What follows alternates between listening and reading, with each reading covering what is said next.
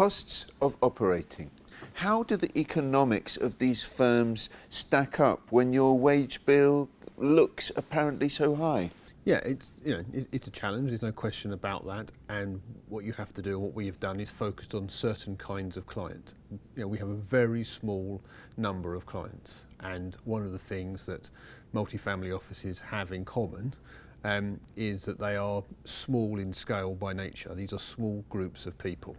There aren't many multifamily offices that have thousands of people, and that both presents an opportunity to collect people that want that in that part of their career, as often people do, but also it presents some challenges, and what we have to be is incredibly disciplined as to what we deliver and the clients, what our client requirement is, and focus exclusively on that. So it is really the top end of the ultra high net worth market that we are specifically focused on, and it would be difficult to see that how we could, whilst there is potentially the demand for coming down below that, it's difficult to see how we could actually service that, and therefore we simply don't. So it's really about discipline. It's actually the firms of our size that are now caught between, we're called big, small companies, we're called boutiques, but we're not in that 10 plus bracket.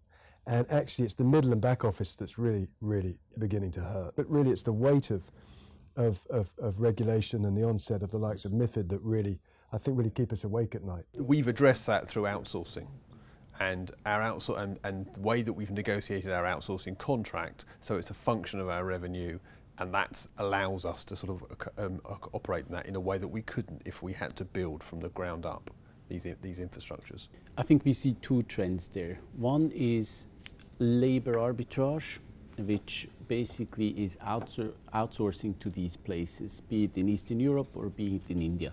However, we've seen that for a longer period. I think we see another trend which is a bit more recent from my point of view, but will carry us probably further. And that is that we look into how we run these processes.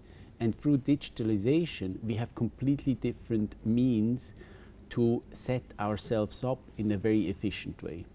For that, it is also core that we do not try to operate a portfolio of distinct independent wealth management franchises across the whole of Europe, but we focus our operations, our IT, in hubs where we can invest some resources into being compliant with all the regulatory requirements, but have significant resources left to invest in digitalization, in technology that helps us, A, to operate more cost efficiently, but then again also be innovative when it comes to client service. Some clients actually don't like going to opulent offices. They think, this is where my fees go, and they like to go to somewhere that's professional and presentable, but going to somebody that's very grand in a very expensive postcode is not necessarily a good thing in their mind. And at a multifamily office like Boston, I'm sure others, sometimes our client is the UBO, the ultimate beneficial owner, and that will depend on the profile of the family. If it's perhaps a family office servicing multiple generations with multiple family members, 20 plus, then you probably are dealing with the advisors. If it's first generation, then you're probably dealing with the ultimate beneficial owner, and they are very keen on value for money. And the labour point, yes, the biggest cost in our business and similar businesses is the people, but more than a cost, it's actually an investment, because we are a service-led business, and you have to be if you're servicing private clients.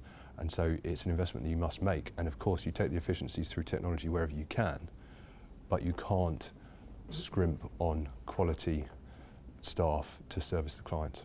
And Paul Kearney, at Kleinwerts and SocGen, can administration and back office work actually be done elsewhere, or does it very much have to be London and Paris? We have work done across Europe. We have work done across the UK, in fact, and we are implementing outsourcing arrangements at the moment. I think, Ian's point about scale, it was a driving factor of the acquisition of Kleinwerts by Hambros. Both of them were mid-sized banks. The costs of the huge regulatory change agenda that we've been subject to over the last 5 years, the drive for transparency, the drive for investor protection, the drive for efficiency means that, there is a need for scale, I think, in the business that we operate. It's not possible to be a small private bank. as it may have been 10 or 20 years ago.